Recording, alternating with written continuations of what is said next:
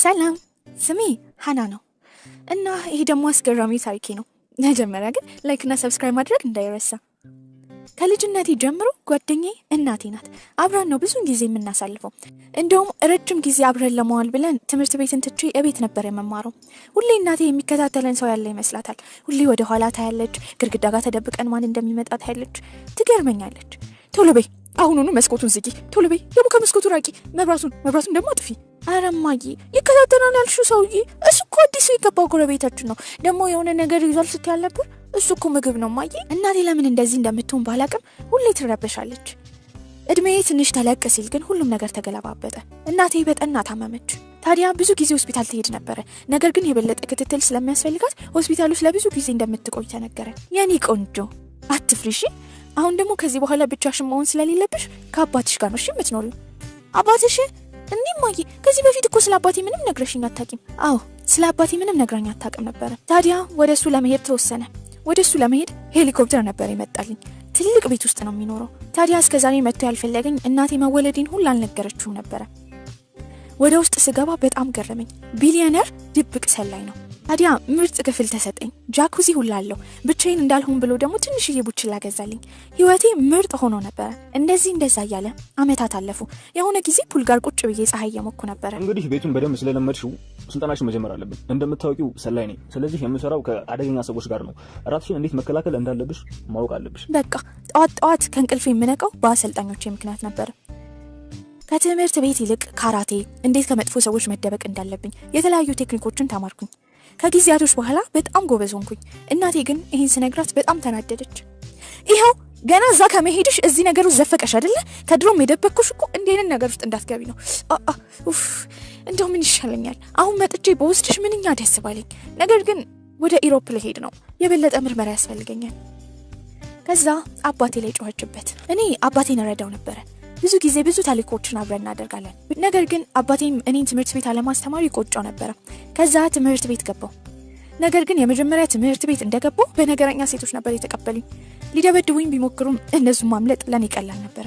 ትምህርት ቤታችን ውስጥ ሊዮ የሚባል ልጅ አለ። በጣም ደስ የሚል ልጅ ነው። ተዋወቅን፣ ቀረብኩት። ጊዜያቶች ካለፉ በኋላ ግን ያለኝን ህይወት ልነግረው ፈልግ ነበር።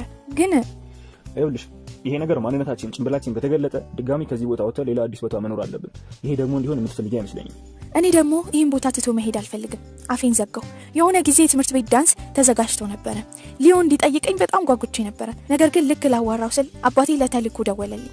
ታዲያ የአሁኑ ተልእኮ ጌጣጌጥ የሚያሻሽጥ ሰውዬ ነበር እና እሱን ወንጀለኛ መያዝ ነበር። ወንጀለኛውን ያዝኩት። በራሴ ኮርቼ ነበር። በሳምንቱ ትምህርት ቤት ሄድኩኝ። ሊዮን ማውራት ፈልጌ ነበር። እሱ ግን ከክሪስቲ ጋር እያወራ ነበር። ያው ክሪስቲ ከድሮም እንደምትፈልገው አውቅ ነበር። ሃና እንዴት ነሽ? እንኳን ደህና መጣሽ። ለሳምንት የጠፍተሽ ነው። አንድ ነገር ልንገርሽ እንዳትናደጂ። እኔና ሊዮ ዳንሱ ላይ አብረን ነው የምንሄደው። ምን? ሬሳዬ ላይ ተረማምደሽ ነው አንቺ ማታፍሪ? ምን ጭንቅላቴ ውስጥ እንደመጣ አላውቅም። ቀጠቀጥኳት። ርዕሰ መምህሯ መታላቀቀች። አባቴ ይህን ሲሰማ በጣም ተናደደ። ምንም ቢሆን ችሎታዬን ራሴን ለመጠበቅ እንጂ ሌላ ሰው ለመጉዳት እንድጠቀም አይመክረኝም ነበር። ከዚህ በኋላ እንደዚህ አይነት ነገር እንዳልሰማ። አባዬ በጣም ይቅርታ። የምወደውን ወንድ እኮ ወስዳብኝ ነው። በእውነቱ ሊዮ ክሪስቲን እንደማይፈልጋት አውቅ ነበር። እንደውም የሆነ ጊዜ ካፍቴሪያ ውስጥ ልትስማው ስትል እኔ ፊት ለፊት ቁጭ ስላልኩኝ ነው መሰለኝ አልፈልግም ብሎ ሲገፋ ታየው። ምን አይነት ናት እናታችሁ? ይቅርታ እኔ ከክሪስቲ ጋር የሆንኩት እኮ ስለማትወጂኝና በየቀኑ አብረሽኝ ስትሆኚ ስልክ ስለሚደውልልሽና በቃ የሆነ የሸሸሽኝ ስለመሰለኝ ነው። ከተመቸሽ ግን እኔም ተመችተሽኛል። ዳንሱን አብረን እንሂድ። አረ እንደዛ እኮ አይደለም። ከዛ በስስት ጉንጭን ሳመኝ። በቃ ከሳምንት በኋላ ዳንሱ ነበረ። እዛ ሄደን እጅ ለእጅ ተያይዘን ስንገባ ክሪስቲ ልትገለኝ ነበር የደረሰችው። ሙሉ ጊዜውን ስንጨፍር ነበረ። ከዛ ቴራሱ ላይ ወጣን። ጨረቃን እያየን ከንፈሬን ሳመኝ። ከዛ ግን ተወርዋሪ ኮከብ አየሁ። ተወርዋሪ ኮከብ አሁንኑ ምኞትን ተመኝ። ምኞቱ እንዲደርስ ግን ኮከቡ የት ጋር እንደወደቀ ማወቅ አለብን።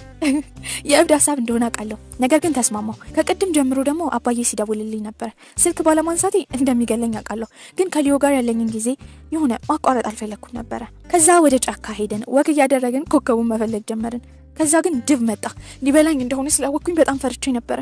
ምን እንደማደርግ ግራ ገብቶኝ ወዲያው ሊዮ ዝቅ ብሎ እንደ ጅብ ጮኸ። ወዲያው ድቡ ሄደ። ቆይ ምንድን ያደረከው?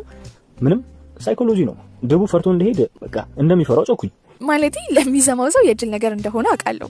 ነገር ግን እኔን ለመጠበቅ ፍለፊት ስለሄድ በጣም አመሰግናለሁ። ከዛ ግን አባቴ መዋሸቴ መደበቂ ቅርቅር አለኝ። ልደውልለት ስል ግን ኔትወርክ የለም። ይቅርታ ግን ከዚህ መሄድ አለብን። ቆይ ኮከቡስ? እሱ እኮ የጅል ሐሳብ እንደሆነ እናውቃለን። ያው ካንተ ጋር ጊዜ ለማሳለፍ እንጂ ኮከብን በፍለጋ ረማይሆን ነገር ነው። ወዲያው ተቀያየረ። የመኪናውን ቁልፍ ወረወረው። ግን እኔ እሱ ቢኖርም ባይኖርም መሄድ እንዳለብኝ ነገርኩት። በሁኔታውም እፈራ ጀመረ። ከዛ ለሄድ ስል ግን ትልቅ መረብ እላይ ላይ ወደቀ። ልትሄጂ አትፍሪም? አባቴን ወይኔ ቤት ወርውረሽ አንቺና አባትሽ በነፃነት ልትኖሩ ተንጂ። ባለፈው ሳምንት ሰርቋል ብለሽ ያሳሰርሽው የጌጣጌጥ አዘዋወሪ አባቴ ነው። ግራ ገባኝ። ከዛ ወዲያው ሁሌ ጫማ ውስጥ የምደብቀውን ስለት አወጣውና መረቡን በጠስኩት። ወጣሁኝ። ከዛ መደባደብ ጀመርን። ራሱን ስቷል ብዬ በገመድ ላስረው ስል ግን እግሬን ጎተተኝ፣ ጣለኝ። ሊመታኝ ሲል የሆነ ሰው መጥቶ አጋጨው።